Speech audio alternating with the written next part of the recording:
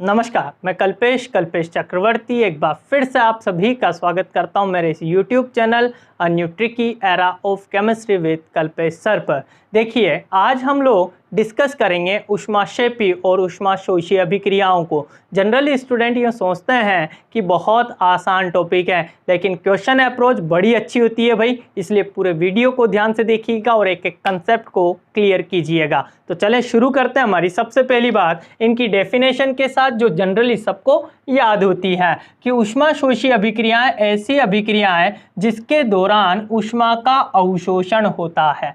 मतलब अभिक्रिया जब होगी तो उस दौरान ऊष्मा का अवशोषण किया जाता है, ऐसी अभिक्रियाओं को ऊष्माशोषी अभिक्रियाएं कहते हैं। लेकिन ऐसी अभिक्रियाएं जिसके दौरान ऊष्मा का उत्सर्जन होता है, अब दैट मीन्स अभिक्रिया होते होते ऊष्मा को भी रिलीज किया जाता है, तो ऐसी अभिक्रियाओं को कहा जाता है ऊष्माक्षेपी अभिक्रिया। पहली बात क्लियर। अब आ जाओ काम की बात पे। अच्छी बात है भाई कि डेल्टा एच की वैल्यू इन अभिक्रियाओं के लिए पॉजिटिव होती है। एंथैल्पी परिवर्तन का मान इन अभिक्रियाओं के लिए पॉजिटिव होता है और ऊष्माक्षेपी अभिक्रियाओं के लिए एंथैल्पी परिवर्तन का मान नेगेटिव होता है। अब ये क्यों होता है, रीजन समझिएगा बहुत ध्यान से।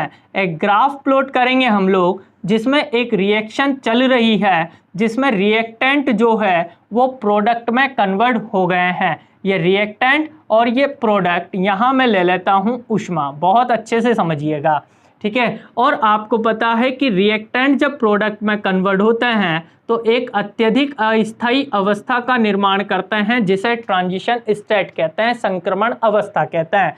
अब देखो, आप लोगों को पता है कि जब डेल्टा एच मैं कैलकुलेट करूंगा तो बोलो फाइनल माइनस इनिशियल किया जाता है।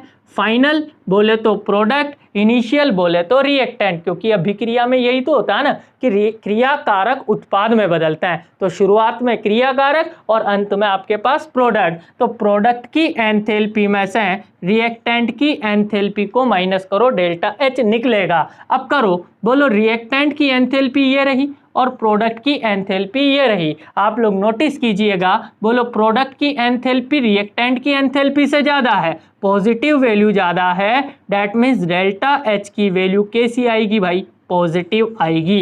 बोलो आई कि नहीं आई, क्लियर। अब इधर आ जाओ ऊष्माक्षेपी पर, बोलो इसके लिए भी रिएक्शन यही चली। अब ग्राफ देखिएगा, बोलो ऐसा बना, ये रिएक्टेंट है ना, ये प्रोडक्ट है, ये HR है और ये HP है। समझ में आ रही है मेरी बात। अब आप लोग समझाएं मुझे, बोलो डेल्टा एच निकालना है आपको, उत्पादों की एंथैल्पी माइनस क्रियाकारक की एंथैल्पी। बोलो सही है। प्रोडक्ट की एंथैल्पी बोलो इस बार कम है, रिएक्टेंट की एंथैल्पी ज़्यादा है, नेगेटिव वैल्यू ज़्यादा है, डेल्टा एच की वैल्यू बोलो नेगेटिव आई या नहीं आई। ये तो था कंसेप्ट कि ऊष्माशोषी अभिक्रियाओं के लिए डेल्टा एच पॉजिटिव और ऊष्माक्षेपी के लिए डेल्टा एच नेगेटिव। लेकिन एग्जामिनर बड़ा खतरनाक है, वो डायरेक्ट क्वेश्चन पूछता है। क्या पूछा कि ऊष्माक्षेपी अभिक्रियाओं के लिए निम्न में से सही संबंध होगा, और वो लिख के देगा डेल्टा एच की वैल्यू 0 होगी, डेल्टा एच की वैल्यू लेस देन 0 होगी, डेल्टा एच की वैल्यू ग्रेटर देन 0 होगी, वॉटेवर जो भी ऑप्शन दे, बस आपका कंसेप्ट क्लियर होना चाहिए। और कंसेप्ट क्लियर कीजिएगा मेरी एक बात के साथ, बात यह है कि ये डेल्टा एच पहचानना आना चाहिए आपको। मेरी भाषा में देखोगे जल्दी समझ में आएगा। डेल्टा को बोल लो आप लोग चाहिए, डेल्टा का मीनिंग मेरी भाषा में भाई क्या चाहिए। एच का मतलब होता है हीट।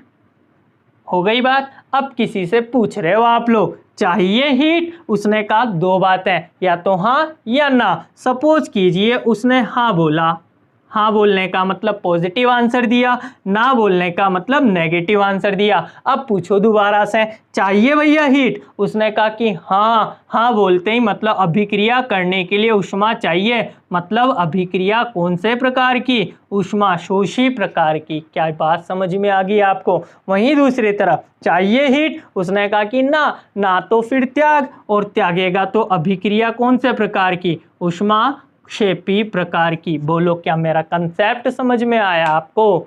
आया होगा।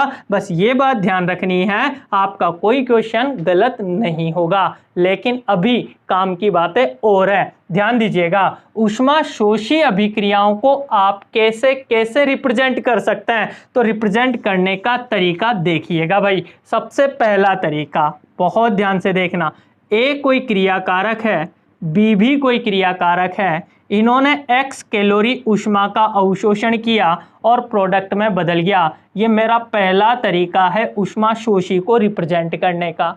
दूसरा तरीका देखें, ए और बी ने क्रिया करी है, उत्पाद सी ही बना है, लेकिन जो ये प्लस में ऊष्मा का मान लिखा था, इसको यदि मैं उत्पाद की तरफ लिखूंगा तो माइनस में लिख दूंगा। बोलो ये दूसरा तरीका है भैया इसको प्रदर्शित करने का। क्लियर। तीसरा तरीका, ए और बी ने क्रिया करी, सी ही बना और इसके दौरान एंथैल्पी परिवर्तन का मान बोलो कैसा, पॉजिटिव आएगा और x किलो या x कैलोरी बोल लो या x किलो कैलोरी बोल लो, बोलो ये वैल्यू आ जाएगी। और इसको देखकर आप क्या पता लगाओगे कि डेल्टा H की वैल्यू पॉजिटिव है, इसका मतलब अभिक्रिया कैसी, ऊष्माशोषी है। समझ में आई मेरी बात। ऊष्माक्षेपी को कैसे कैसे रिप्रेजेंट करेंगे, लेट्स चेक इट आउट। ध्यान से देखिएगा। पहली बात, A प्लस बी, बोलो प्रोडक्ट में कन्वर्ट हो गया, सी बन गया। अब मैं लिख रहा हूं, देखो इस साइड पे प्लस लगा के x कैलोरी, बोलो क्या मेरी बात समझ में आई। वहीं दूसरा रास्ता है कि a plus B minus x कैलोरी बराबर में c बन गया, बोलो दूसरा रास्ता समझ में आया। और तीसरा रास्ता वो आपको अब ज़्यादा समझ में आ ही गया होगा कि इसके लिए डेल्टा H की वैल्यू बोलो नेगेटिव लिखी होगी x कैलोरी में। बोलो क्या ये बात भी आपको समझ में आ गई। तो आप लोगों को ये बात क्लियर है कि ऊष्माशोषी और ऊष्माक्षेपी अभिक्रियाओं को कैसे कैसे रिप्रेजेंट किया जाता है। हो गया। अब काम की बात सुनिएगा एक और, ध्यान देना। ऊष्माशोषी अभिक्रियाओं के लिए मैं कह रहा हूं स्थायित्वता के क्रम की बात, ध्यान देना भाई, बहुत इंपॉर्टेंट है, क्वेश्चन बनेगा यहां से। पूछा जाए ऊष्माशोषी अभिक्रियाओं में क्रियाकारक और उत्पाद में से ज्यादा स्टेबल कौन है, आप लोग खुद दिमाग लगाइएगा। रिएक्टेंट जो होते हैं वो मोर स्टेबल होते हैं देन प्रोडक्ट।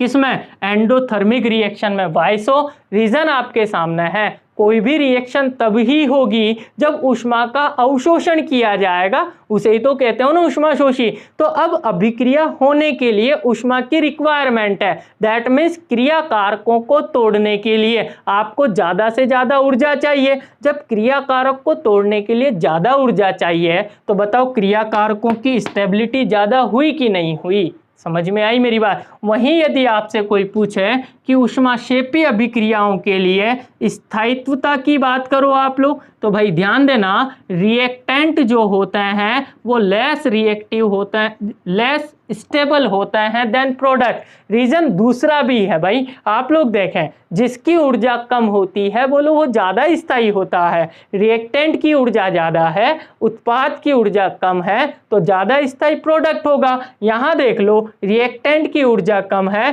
प्रोडक्ट की ऊर्जा ज़्यादा है, बोलो रिएक्टेंट ज़्यादा स्टेबल होगा। क्या मेरी ये बात भी समझ में आ गई आप लोगों को। फिर जब एग्जाम्पल्स की बात की जाती है तो भैया एग्जाम्पल बहुत काम के हैं, एक एक एग्जाम्पल को समझिएगा और सीखिएगा, रटना बिल्कुल नहीं है। सबसे पहली बात, इसमें जब एग्जाम्पल की बात करें तो पहला एग्जाम्पल आता है जितनी भी डिसोसिएशन रिएक्शंस होती है, वियोजन अभिक्रियाएं होती है।